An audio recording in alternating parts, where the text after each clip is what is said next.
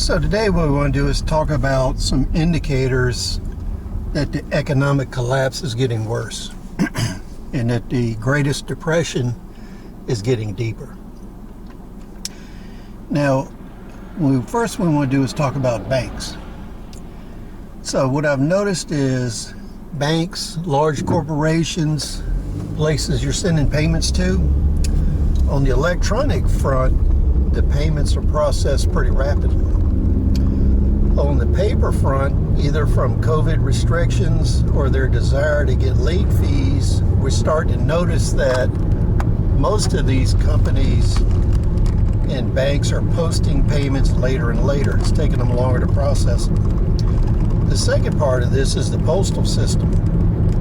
For the last 2 months, I've been noticing that postal deliveries are taking longer and longer. Recently, I've noticed some bills that used to take 2 or 3 days to arrive for payment, they're taking 2 weeks or longer to arrive for payment. So moving forward, more and more people are going to have to pay earlier and earlier in order to pay on time. So please let me know if you're noticing this in your area and with companies you're doing business with. Now, the second thing on the horizon is the pricing of gold and silver. Gold has always been a commodity that can be used to pay for large purchases. That's nothing new.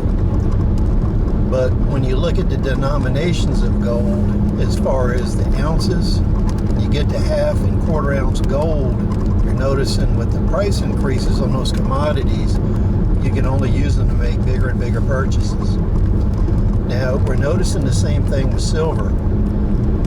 Normally, everybody tells you in a survival situation, silver will be used to make small purchases, but that's actually not the fact. What normally happens is, like for instance in Venezuela, an ounce of silver could buy 100 people a meal.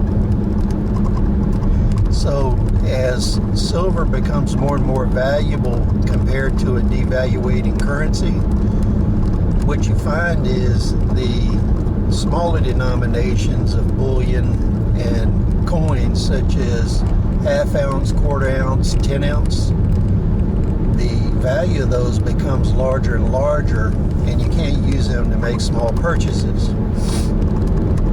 Back in the day when the Spanish government was a world power and they were colonizing in Central and South America, people used to deal with what was called pieces of 8. And what they would do is actually take a Spanish coin and cut it into 8 pieces because it was so valuable nobody could make change.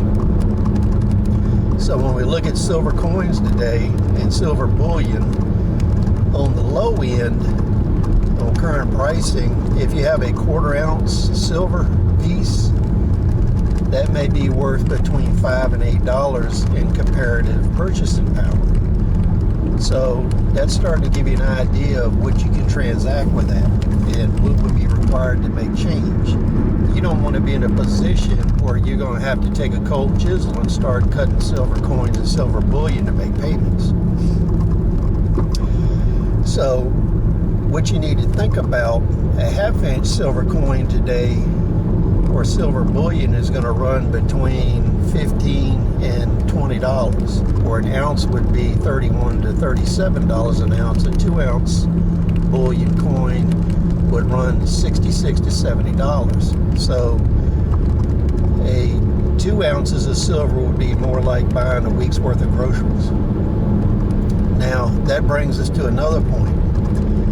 The reason you want to support mom and pop shops is in an economic collapse, they would be willing to barter for silver much earlier in the collapse than corporations would. You're not going to walk into Walmart at this point in time and pay with silver and gold bullion. A lot of small gun shops, grocery stores, pawn shops, all that kind of stuff, you can transact business with them on the basis of silver and gold. Now, if you need a finer denomination, you can go back to like what used to happen when I was a kid. When I was young, gun stores in our areas because the economy was so bad in the 70s with the hyperinflation in the 20% range. A home mortgage would be 20% interest back in those days during the Carter years. You could go into a gun store when I was a kid back then, and you could buy rounds of ammunition by the single bullet. Just like if you were buying cigars, you could buy single cigars. So when I was a kid, I always used to get mad because I go in to buy a box of ammo and it would have 15, 16 rounds in it instead of 20 or 50. But looking back on it, that was actually a great benefit to the customers. And I used to see people come in all the time and they'd buy 5 or 10 rounds at a time because that's all the money they had.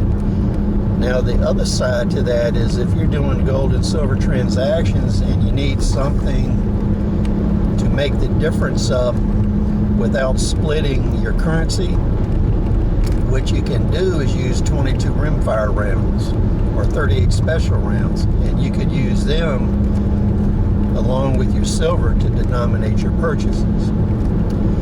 So these are kind of some of the things I've noticed and been seeing.